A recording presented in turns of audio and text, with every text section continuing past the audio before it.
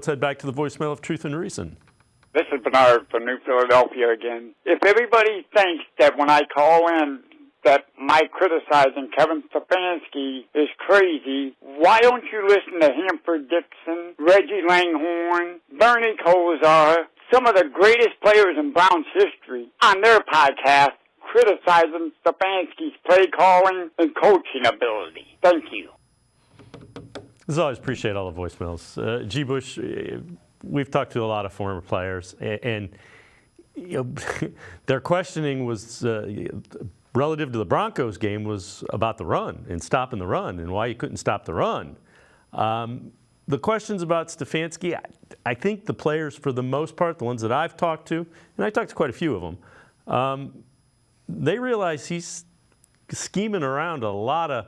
You've got your fourth and your fifth tackles. The offense was built behind Nick Chubb. It was built to have Deshaun Watson. There's a lot of things he's working around relative to play calling. Yeah, see, there's the thing. Usually before, you would see a lot of vitriol. Like if you know, listen, I'm a big believer in last year. If you got Nick Chubb, there ain't no reason you ain't running the ball 20, 25, 26 times as Nick Chubb. Right? You got your pretty much your starting line in there, and everybody is pretty much healthy. Now look, the reason you don't see me with so much vitriol at this point is because, to me, I'm over here enjoying the ride because I understand what it is. You got a situation right now where you got, you know, I know DeJuan Jones is a rookie, but think about it. DeJuan Jones is what? He's a rookie, and he is filling in for Conklin. Jed Wills is out. You got a guy pretty much off the street that is filling in for, you know, Jed Wills. You take a look at Donovan Peoples-Jones was your number 2 receiver. He's no longer on this roster. You could continue. Nick Chubb is not here. You got Jerome Ford, and you're on your like 4th or 5th quarterback. If DTR don't play, you got Joe Flacco. And we've been through P.J. Walker. We've been through Deshaun Watson.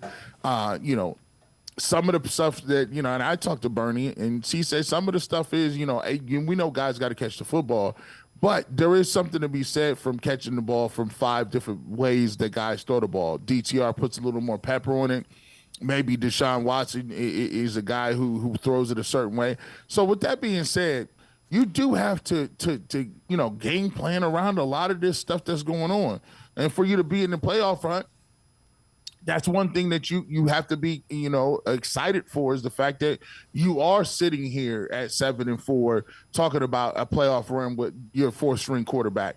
Now, with that being said, could you go back and you can second guess a lot of this stuff? Sure, you can second guess a lot of the stuff, right? But you know, for me, I look at it like this: you have very small room for error.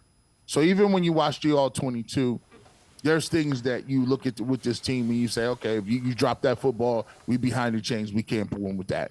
Or you substitute a run for a pass here, you're behind the chains and we can't win with that. Or anything like that. So for me, you don't see the level of vitriol and the level of anger that you would see if you got a full deck of cards that you're playing with. For me, it's like, okay, yeah, you could have ran there, you could have did that. I wasn't a big fan of the reverse play.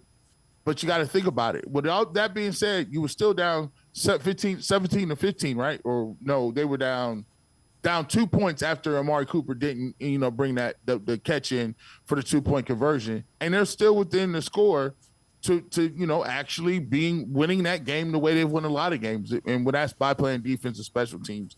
So you know, there's a lot that could be you know parsed here or there, but there's a lot of things that are controllable that you can control in the field that the Browns aren't doing as well. Yeah, and you know, relative to the Broncos game, penalties killed them. That's what was putting them, penalties and drops. Crazy.